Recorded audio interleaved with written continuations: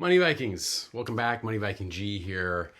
Got a really good one for you today. We are going to talk about a very pragmatic approach to Bitcoin and crypto for people like me, the average person, because I realize there's a lot of hype right now. There's a lot of media attention. We're probably on the cusp of a continued bull run, and we're on the cusp of a lot of rocket fuel, especially starting Monday after the inauguration, when there'll be executive orders signed and for Bitcoin and crypto. So there's a lot of news going on. There's a lot of stuff happening very quickly. Last night was the first ever crypto ball, which is very interesting in the history of our country.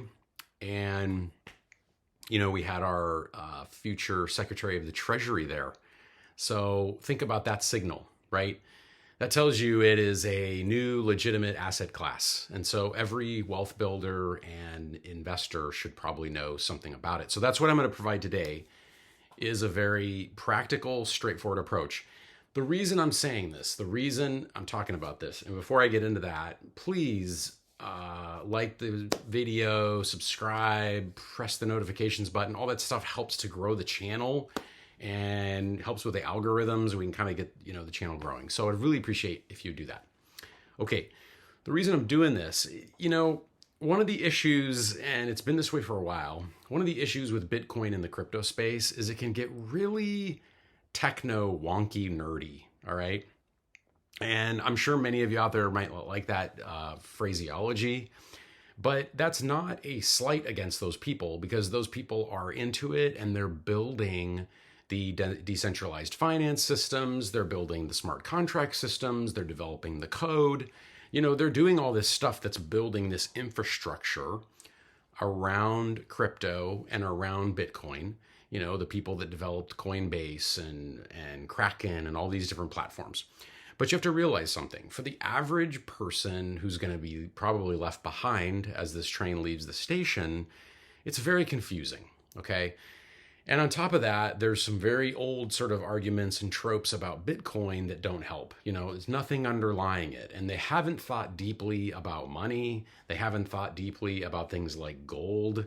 I really liken Bitcoin to digital gold. I think that's the best straightforward analogy for what the heck it is, because that's something that people can really wrap their brain around. People go to gold as a store of value and a kind of safe haven when they believe that companies have risk, real estate has risk, the government provides risk. There's all these sort of things, money printing, quantitative easing, all these things we've heard about over the years, the massive amounts of stimulus during the pandemic. So they can understand the concept of having gold, because you can take the value of your money and you can put it in something that's scarce, and everyone in the world has decided that this yellow rock has value. So humanity, for I don't know how long, maybe there's a historian that can tell me or put it in the comments. I don't know, is it 6,000 years, 7,000 years? How many thousands of years have human societies taken this shiny little rock that they find in the ground and decided that a certain amount of it is worth something else? Like a certain amount of it is worth 16 cows, or a certain amount of it is worth a piece of real estate, or a certain amount of it is worth a bushel of grain, or whatever the commodity might be. So people can wrap their brain around all that. It makes a lot of sense. And so with Bitcoin, you have to get to that point. We all know that there are only 21 million Bitcoin. That's the superpower of Bitcoin. So hear me out on this. There's 21 million of them per the code that will ever be mined. About 19 some odd million of those are out in the world in circulation. And my understanding is there's estimates of around 6 million of them have been lost. So there's going to be 13 million plus, maybe 14 million when it's all said and done, single Bitcoin that can be owned as a store of value. So that's kind of the bottom line of how that's all playing out.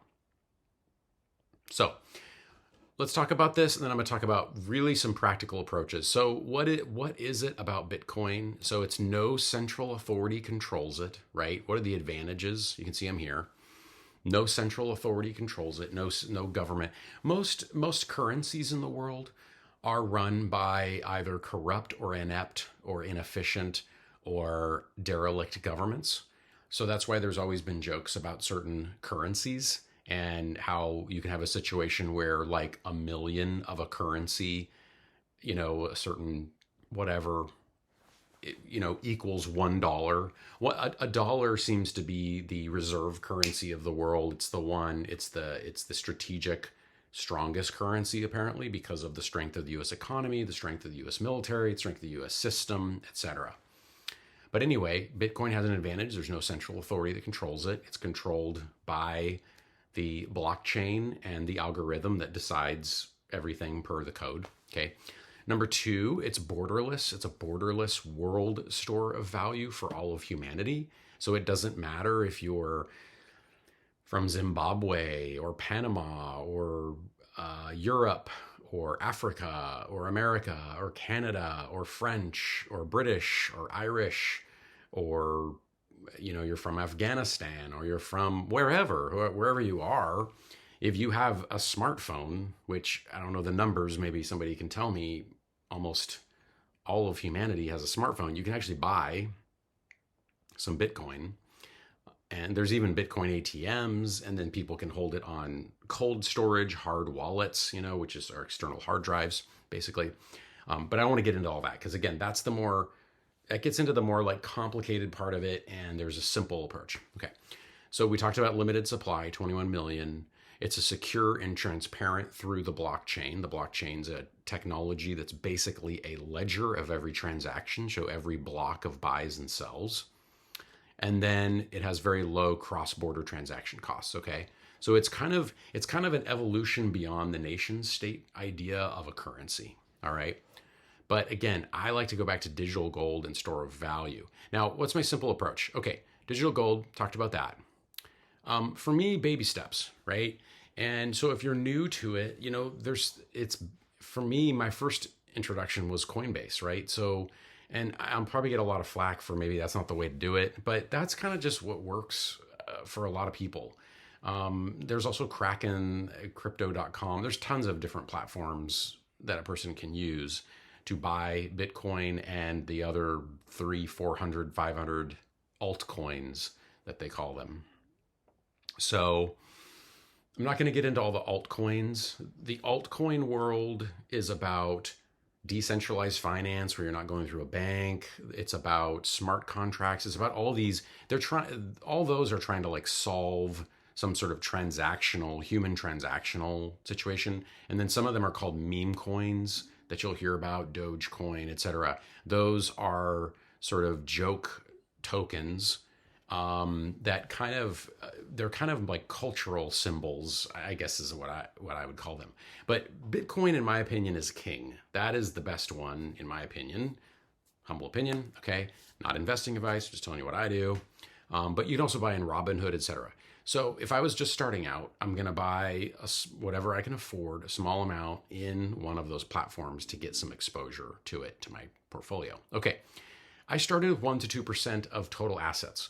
So if you have a net worth of, let's say 200,000, you're talking anywhere from $2,000 to $4,000, right? And it's a certain amount of money where it's a risk on investment because of the volatility. And, it's only been around for like 15 years or whatever it is. But anyway, 1 to 2% is a kind of a number where in my mind I thought, okay, if I lose that, is it going to affect my family in a negative way? Is it going to affect my retirement in a negative way? Am I going to be really overly stressed about it? And the answer is no. It was no, right? Now, I have gradually stepped up to around a 3 to 5% target as you get more comfortable, as I got more comfortable with Bitcoin. That's where I ended up. So just trying to give you an idea of a way to start, okay? And then the other thing I would advise is definitely thinking long term and doing some research on the various cycles of Bitcoin. So it does go down at times, right? But again, it's kind of like the S&P 500, or where over the long arc of history, yes, it goes down at times, and then it comes right back up, goes down, right back up. I mean, the biggest thing is you don't want to be a forced seller in that trough, right? You want to have think of it as a long-term investment, at least a couple of years. That's my mind. Does it mean that you might not, you might take a little money off top if, there's some blow off top? Maybe that's a personal decision. And, let's say you put 5,000 into it and there's a blow off top and it doubles and it becomes 10,000. Would I begrudge anybody who sold 5,000 of it and took out their initial investment and then just let the rest ride? No. I mean, that's a very valid approach to things. But at the end of the day, again, with these things, I'm not into day trading at all. I really like to think of investments as somewhat long term. I mean, long term can be debatable. There's a medium term and a long term. Long term is like holding for 5, 10 plus years. But there's also a medium term where maybe a person holds for 6 months or a year. I don't know. That's a personal decision. So anyway, those are my ways of basic approaches to Bitcoin that I would talk with my friends about and I wanted to share with you. So that's my basic Bitcoin approach. Hey, thanks a lot. If you get some value out of these videos, please like and subscribe and share, and we will see you all later. Thanks.